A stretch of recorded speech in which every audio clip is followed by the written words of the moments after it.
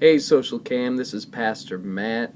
Just wanted to share with you guys a little bit about a story that God kind of reminded me of today. In John chapter 21, we see Jesus speaking to Peter.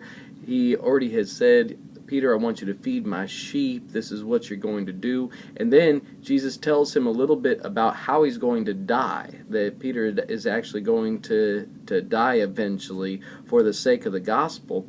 And it's interesting how Peter responds. It says, Then Peter, seeing this other disciple, said to Jesus, Well, Lord, what about that guy? What's that guy going to do? And Jesus said unto him, If I will that he tarry till I come, what is that to thee? Follow thou me. I think it's interesting. A lot of times we try to compare ourselves to others. We try to compare what we have to go through and the walk that we have to lead to others and say, like Peter, he's looking and saying, Jesus just told him, You're going to die and it's not going to be pretty. And Peter goes, Well, what about John? Does he get to die too? I mean, this is not really fair. And, you know, life isn't fair, and we all have a different road to lead. What we really need to be focused on is to be the best me that I can be. You know, I have a specific calling, I have a specific purpose, I have specific anointing on my life that other people don't have.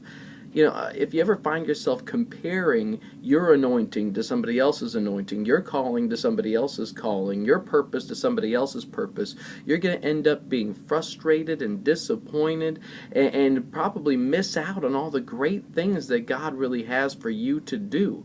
It's important for us to be ourselves. In fact, I was also reading in Galatians chapter 6, starting in verse 3 in the Message, it says this.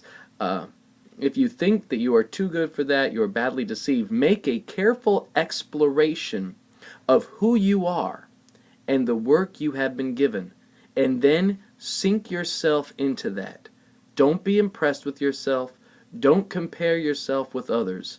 Each of you must take responsibility for doing the creative best you can do with your life. And that's the truth. There's only one you. And no one can do it like you can do it. You have been called to have your personality. You've been called to have your anointing. Don't compare yourself to others and try to fit into that type of a mold. Be yourself.